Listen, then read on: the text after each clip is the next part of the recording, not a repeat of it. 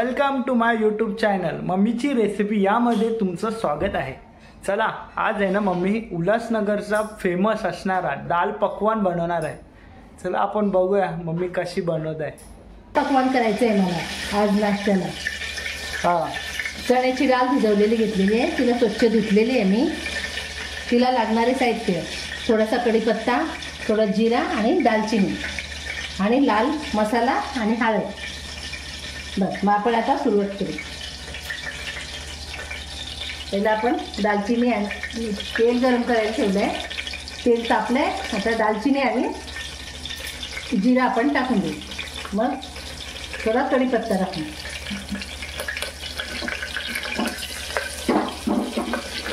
जिरा जरा तडतडू द्या, मग त्याच्यात आपण मसाला हलवून घालू। जिरा आपला तडतडला आहे तर त्याच्यात आपण मसाला घालायचा, ते हिलवून घेऊ आणि मग डाळ टाकू।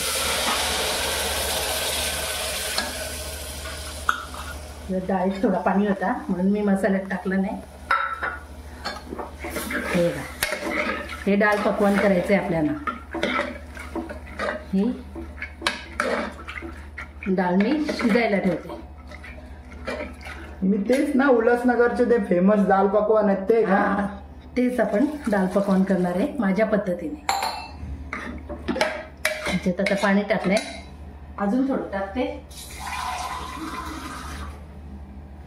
हे बघ, हे पाणी टाकलंय, आता थोडा चवीनुसार मीठ टाकायचं।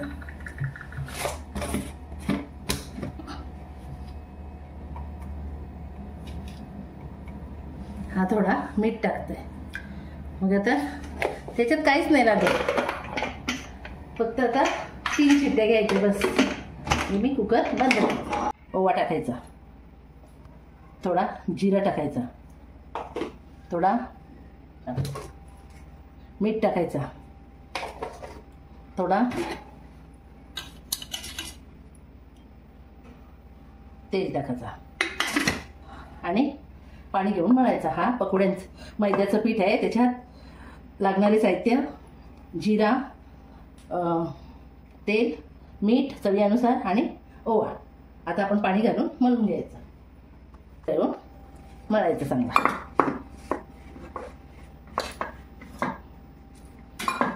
लागेल तसं पाणी टाकायचं, एकदम नाही टाकायचं।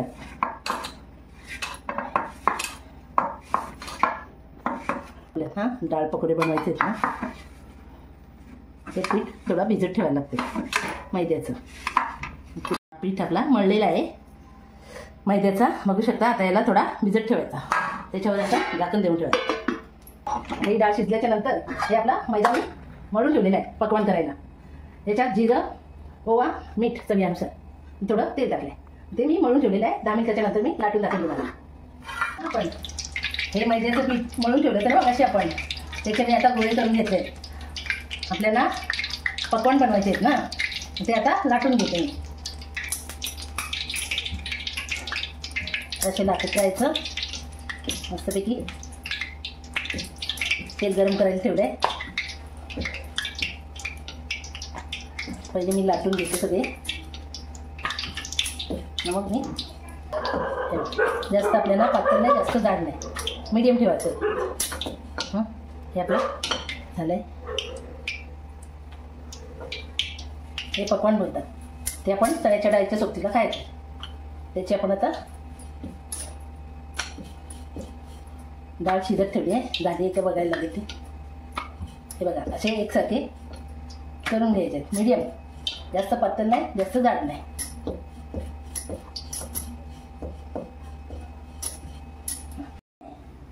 तर आपली डाळ झाली का बघायचं, डाळ पकवान करायचं। मस्तपैकी आता शिजलेली आहे आपली डाळ, बघू शकता तुम्ही। बघा 3 शिट्ट्यात आपली डाळ। आता आपण पकवान तळल्याच्या नंतर दाखवते, नाही तळताना झालं आहे। हे आता आपण तेलात सोडायचं, तेलात सोडल्याच्या नंतर कांदा घातला, केलं. ठीक आहे.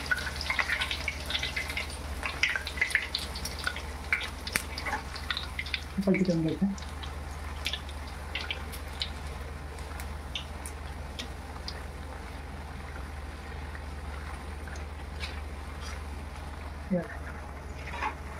अशा आपण पलट केले ना मग दोन्ही साईडने शिजतात. आपल्याला जास्त लाल नाही करायचे.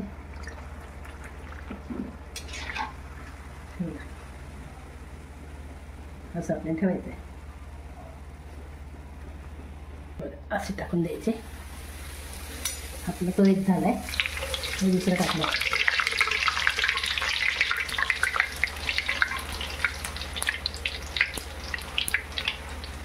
आता सगळे तसे लाटून घेते आणि तळून घेते. मग तुम्हाला दाखवते मी सगळं झालं. आपण कधी द्यायचं.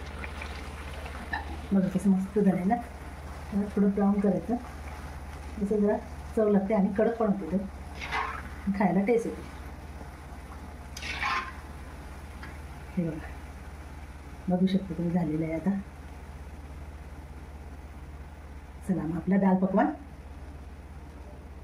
रेडी.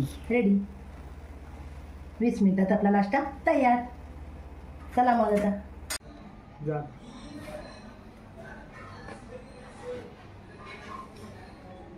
हे बघा गाईस झालं रेडी. उल्हासनगरचा फेमस दाल पकवान रेडी.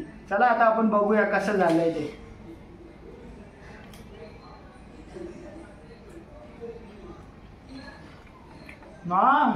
मम्मी खूप छान झालंय. काही तुम्ही पण बघू शकता. उल्हासनगरमध्ये ही डिश आहे ना सर्वात फेमस डिश.